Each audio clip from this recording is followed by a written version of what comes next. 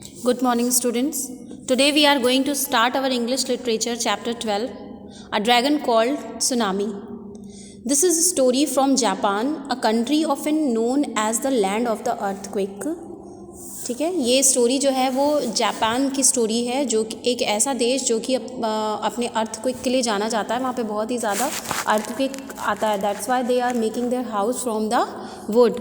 वो छोटे मोटे झटके वहाँ आते ही रहते हैं, जिसकी वजह से वे अपना जो घर है वो लकड़ी का बनाते हैं. और जैसे अगर घर थोड़ा सा भी अगर उनको अर्थक्वेक महसूस होता है तो वो घरों से बाहर आ जाते हैं, और घर अगर उनके गिर भी जाते हैं तो वो वापस उसे वापस जो है वो बिल्ड कर लेते हैं. ठीक है, तो दे आर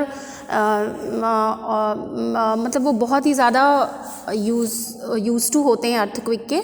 बट कभी कभी जब बहुत ज़्यादा भयंकर आता है तो वो बहुत ही ज़्यादा प्रॉब्लम में आ जाते हैं.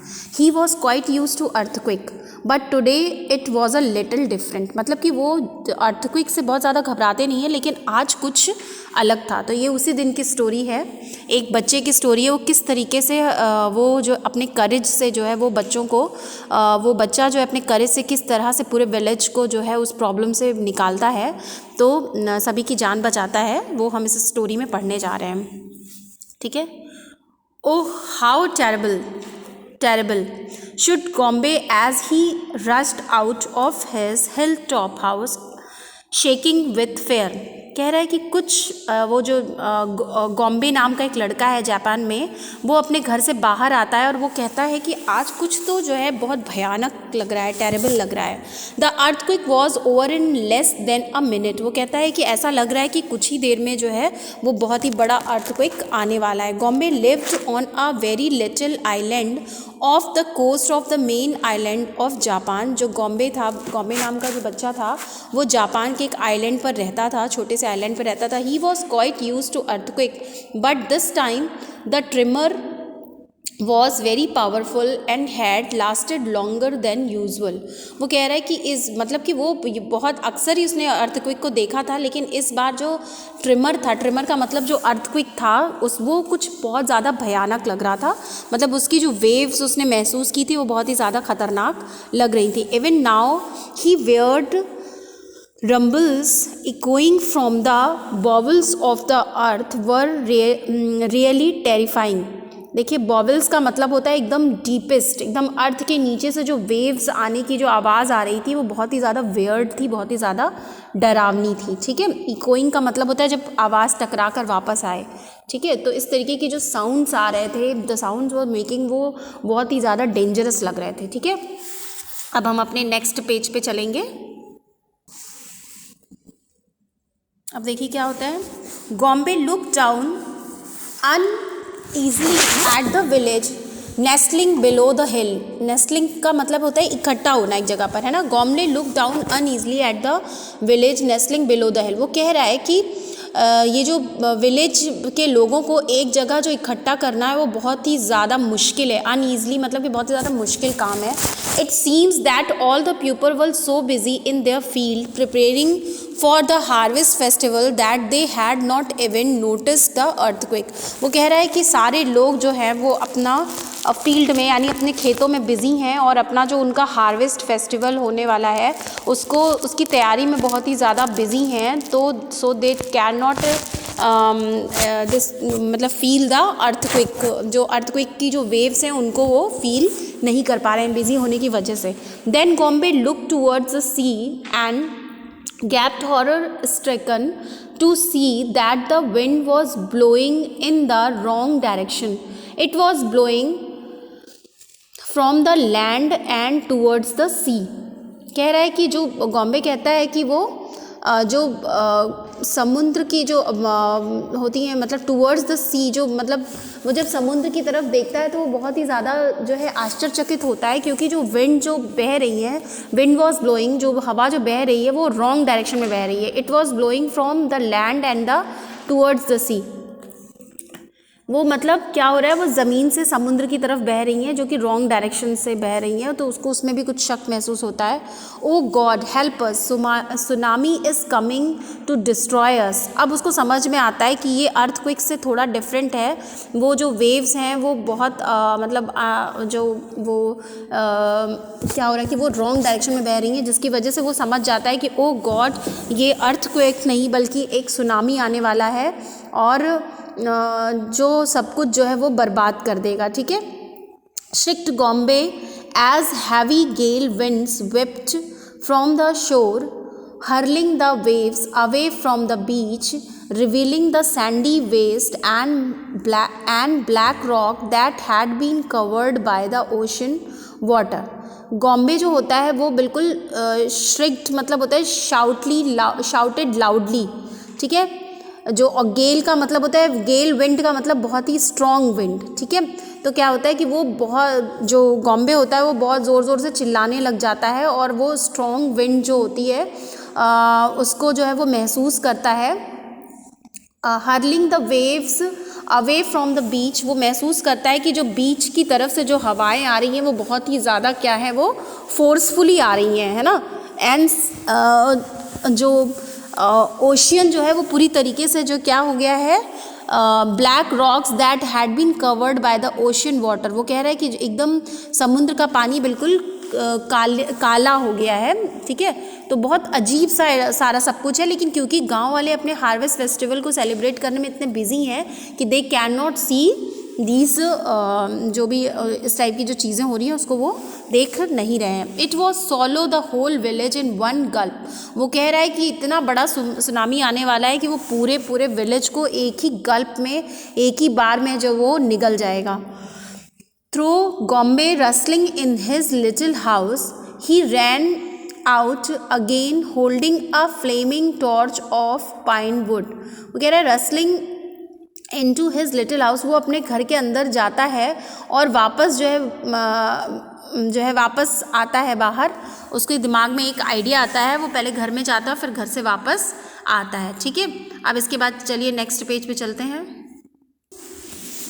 क्या होता है अब इसके बाद देखिए। Oh on the hill top in front of his house lay tall stocks of rice straw piled high ready to be stored away in his barn. वो कह रहा है कि क्या होता है कि जो हिल टॉप पे, यानी जो उसकी जो पहाड़ी के ऊपर जो है उसका इन फ्रंट ऑफ हिज हाउस, मतलब उसके घर के सामने जो पहाड़ी है उसके ऊपर वो जितना भी जो राइस जो उसके खेतों में हुआ है उसके स्टॉक को उसने वहाँ पर बिल्कुल उसको ढेर बना के वहाँ पर रखा हुआ था। तो वो कहता है कि I will lose everything, my house and harvest will all be destroyed through Gombe, but I must save the villagers whatever the cost। वो कहता है कि I will lose everything, वो कहता है कि मैं अपना सब कुछ खो दूंगा। माई हाउस, मेरा घर, क्योंकि वो घर तो सुनामी में नीचे बह ही जाएगा। एंड हार्वेस्ट, और जो भी खेती उसने की है वो हिल टॉप पे जो रखी है, उसके दिमाग में जो आइडिया आता है वो सोचता है कि अगर मैं ऐसा करूँगा तो मेरा सब कुछ जो है वो नष्ट हो जाएगा, मेरा घर और मेरा जो है खेती विल बी डिस्ट्रॉयड थ्रू गॉम्बे। कहता है but I must save the villagers what ever the cost. वो कहता है कि लेकिन मैं गांव के लोगों को चाहे वो किसी भी कीमत पर जो है वो बचा लूँगा। An agony of the, agony का मतलब होता है extreme pain, an agony of the pain and fear twist is his stomach. वो कहता है कि उसके जो पेट में वो बिल्कुल डर से क्या होता है कि पेन होने लग जाता है। His legs trembled but his hand was steady as he thrust the fiery torch into the stacks of rice. वो कह रहा है कि वो बोल रहा है कि उसका मतलब डर से जो है उसके पेट में दर्द होने लग जाता है और जो उसके हाथ है वो बिल्कुल कांपने लग जाते हैं, है ना।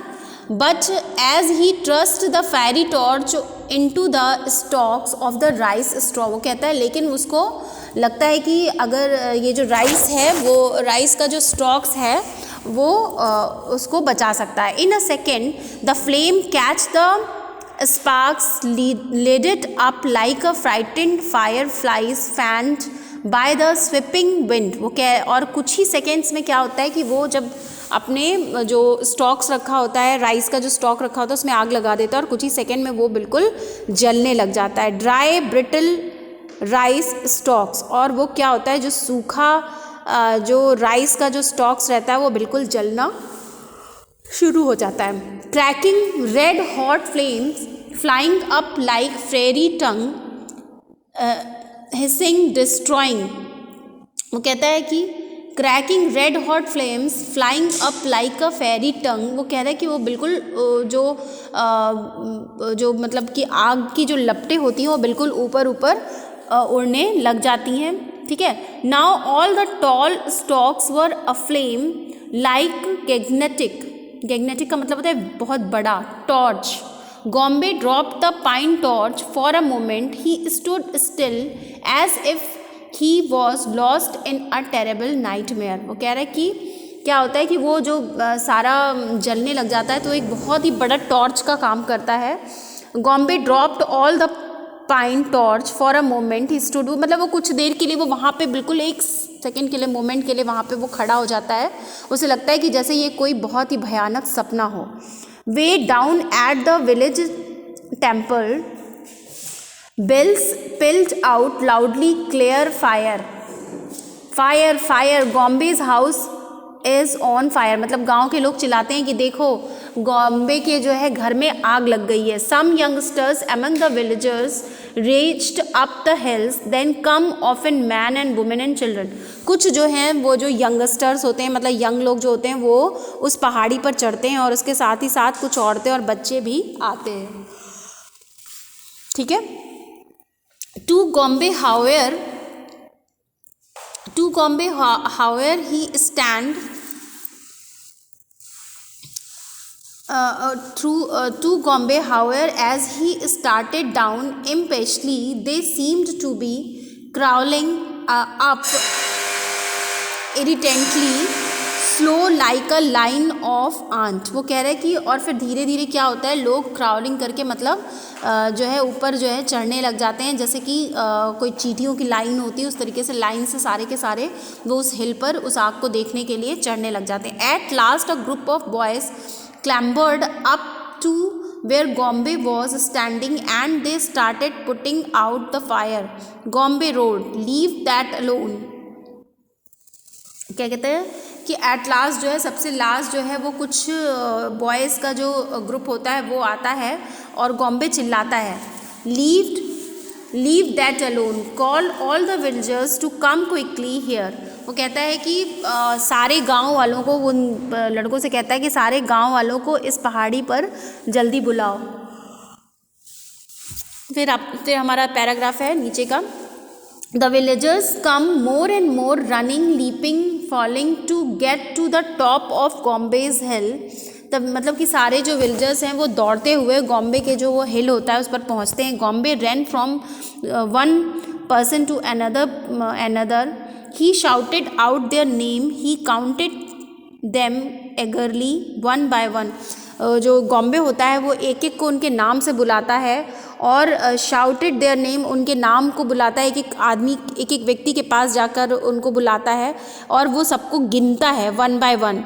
हैज़ गॉम्बे गॉन मैड, तो सारे सोचते हैं कि ये पागल हो गया है, मतलब इसका घर जल रहा है, इसका खेत जल रहा है और ये लोगों को बुला रहा है और लोगों को गिन रहा है, एक एक को नाम से बुला रहा है, क्या ये पागल हो गया है। Whispered the villagers to one another, लोग जो है आपस में विस्पर्ड माने फुसफुसाने लग जाते हैं। They stared at his burning house and rice stocks and then at his face. वो जो है क्या करते हैं, स्टेयर्ड माने निहारना, वो जो है क्या होते हैं उसके बर्निंग हाउस, जो उसका जलता हुआ घर और उसके हुआ जलता हुआ जो राइस का स्टॉक्स होता है उसको देखते हैं और फिर उसके चेहरे को देखते हैं। Suddenly Gombe turn shouting with all his strength, अचानक से जो गॉम्बे होता है वो अपने पूरे स्ट्रेंथ के साथ जो है वो चिल्लाता है, look look here is comes the dragon. वो कहता है कि देखो देखो वो ड्रैगन आ गया है। Everything turn to sea where he pointed, तो सारे एवरीवन टर्न टू सी मतलब कि सारे जो है वो जिधर पॉइंट आउट करता है उसे देखने के लिए मुड़ते हैं। to a place far away on the distant horizon, where a faint line, a thin black line seemed to be rise and throb in the sky.